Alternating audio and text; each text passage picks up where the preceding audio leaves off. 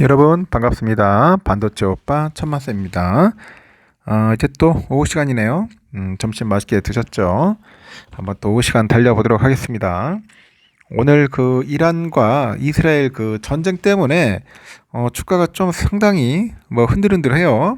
흔들흔들하고 이란에서는 또 미사일 또 몇 발 또 쐈죠. 미사일 쏘고 뭐 드론 100대 띄우고 그런 상황이었고, 이제 이스라엘의 이제 반격이 예상됩니다. 과연 이스라엘이 어떤 모습을 취할지, 거기에서 또 주가의 흐름이 또 바뀌어지지 않을까 하는 생각도 듭니다.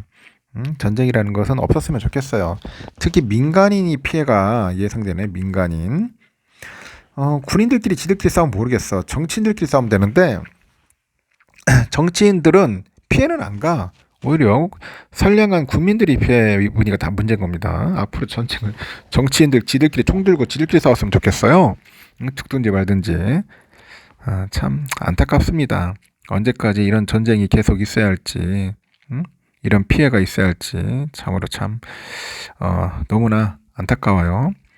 원달러 환율이 이제 장중에 1380원 후반대로 상승을 합니다. 미국의 연방준비제도의 금리 인하 기대 후퇴에 이어서 중동의 지정학적인 리스크가 고조되다 보니까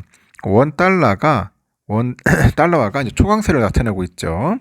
외환시장 전문가들은 환율 상단을 한 1,400원 정도 이상으로 이제 열어놔야 한다는 분석도 있어요. 더 오를 것 같습니다. 외국환 중계에 따르니까 환율은 12시 한 30분 정도 기준 봤을 때 전 거래일 종가보다도 8.1원 올라서 1383.55원에 거래 중이더라고요. 환율은 역의 환율을 반영해서 전 거래일 종가보다 6.6원 올라서 1382원에 개장을 했는데, 이 개장 직후 환율은 1384원을 터치했고요. 오전 10시 정도에 1386.3원까지 치솟더라고요.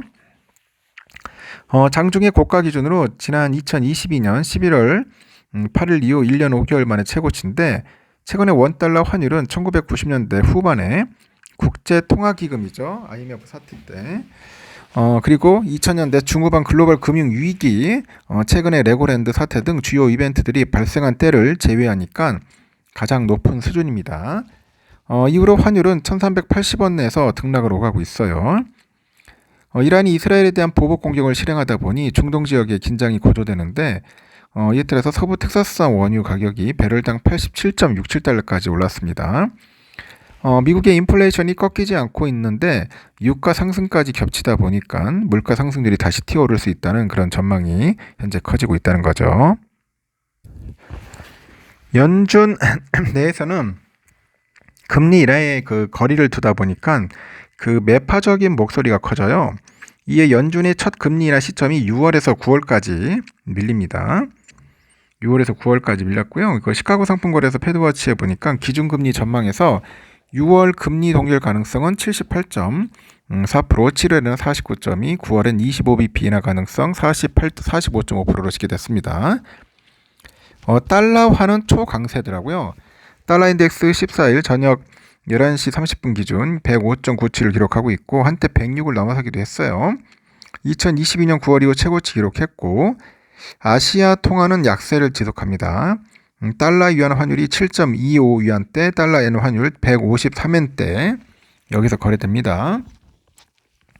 위험자산 회피 심리에 국내 증시는 1% 이상 하락하고 있고, 외국인들은 국내 증시에서 순매도해가지고 환율 상승을 지지하고 있는데, 외국인은 코스피 시장에서 1,800억대, 코스닥에서 2,200억대 팔고 있습니다.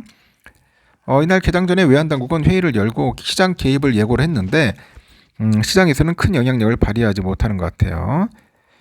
지금 보니까 기재부 장관이 비상경제장관 회의를 열어가지고 유류세 인하 조치를 2개월 더 연장하기로 했고요.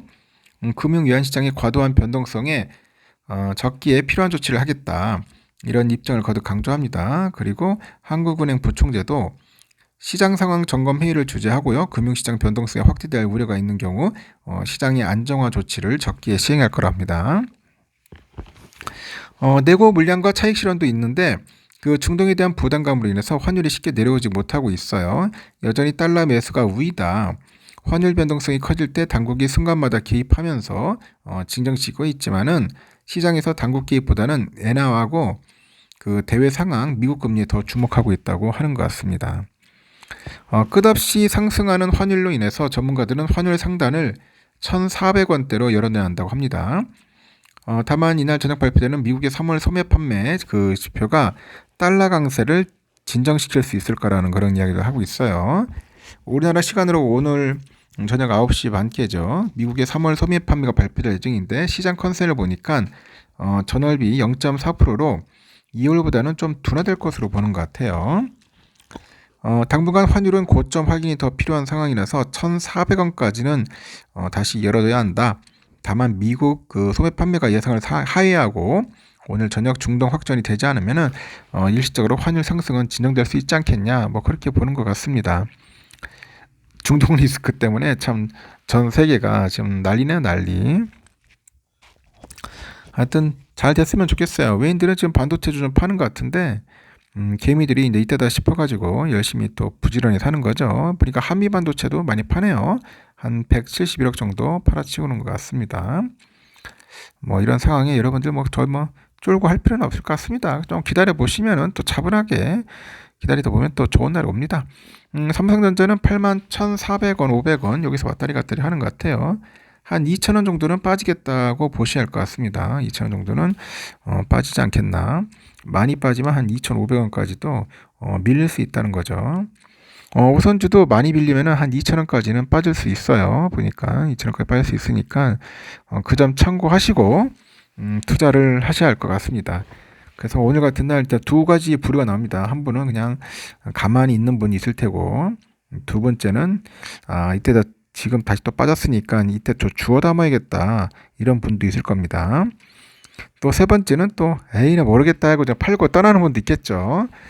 떨어질 때 파는 분들이 또 있더라고요. 또 보면 오를 때 파는 게 아니라 이 사람마다 달라요. 또 다 다르기 때문에 뭐가 정답이냐 이렇게 말하기는 힘들지만은 여러분이 보시고 여러분이 보시고 여러분 투자 방법대로 하시면 됩니다.